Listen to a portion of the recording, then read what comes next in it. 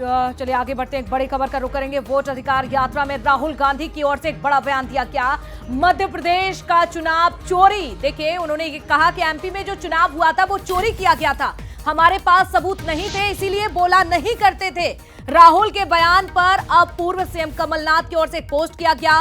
राहुल ने स्पष्ट किया है कि वोट चोरी हुआ था, यानी कि 2023 का जो चुनाव था वो वोट चोरी से हुआ था। ये राहुल गांधी ने एमपी चुनाव को लेकर बड़ी बात कही। तो प्रदेश की जनता कांग्रेस को जिताना चाहती थी और वोट चोरी हुई है, वोट चोरी रोकने के लिए कमर कसनी पड़ेगी। तो कमलनाथ ने समर्थन में कहा है, क्योंकि जिस तरह से राहुल गांधी ने कहा कि हमारे पास सबूत नहीं थे, हम बोलते नहीं थे, लेकिन वोट अधिकार यात्रा में मुखर होकर ये तमाम बातें कही जाए।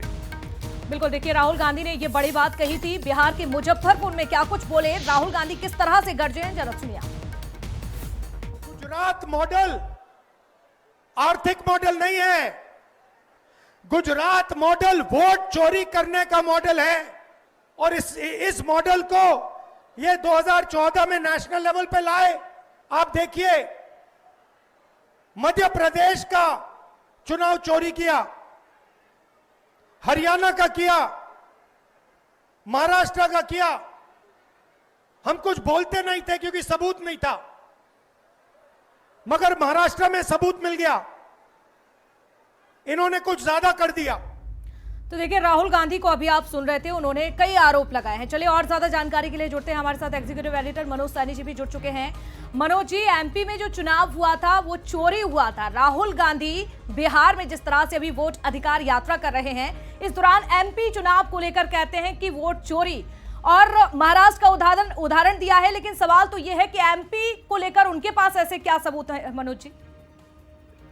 देखिए, ये बात तो भारतीय जनता पार्टी हमेशा कहती रही, यदि सबूत है उनके पास तो फिर वो कोर्ट जाए, कोर्ट में जाकर सबूत प्रस्तुत करे। कुछ दिन पहले मध्य प्रदेश के जो अध्यक्ष है कांग्रेस के, उन्होंने एक बैठक भी ली थी, एक प्रेस कॉन्फ्रेंस भी की थी, और ये कहा जा रहा था कुछ बड़ा खुलासा करने वाले, लेकिन वो खुलासा उस तरह का हुआ नहीं।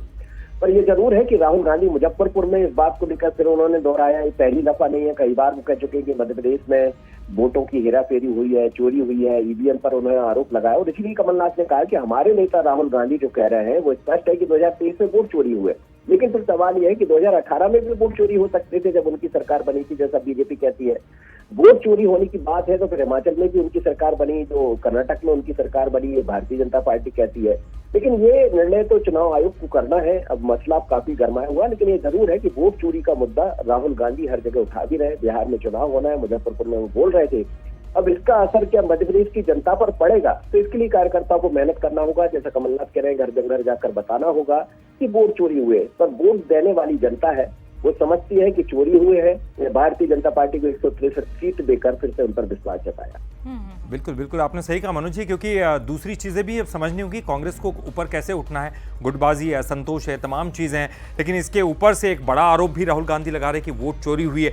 अब उनको सबूत पेश करने होंगे, हो सकता है कि उनसे सबूत मांगे जाए, लेकिन फिलहाल देखना होगा कि इस आरोप को लेकर कांग्रेस कितनी गंभीर है और इसको आगे किस तरह से उठाती। बहुत बहुत शुक्रिया आपका इस पूरी जानकारी के लिए।